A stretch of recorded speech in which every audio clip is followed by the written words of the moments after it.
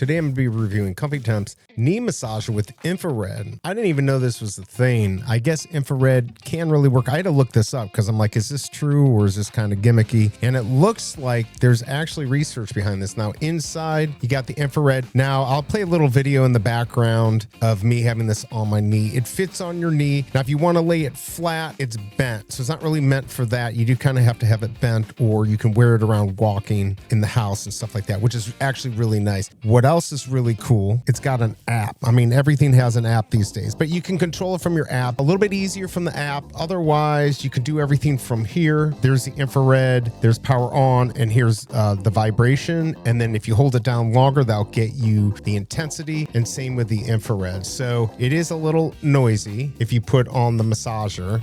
Let's see if you can hear this. That's full intensity.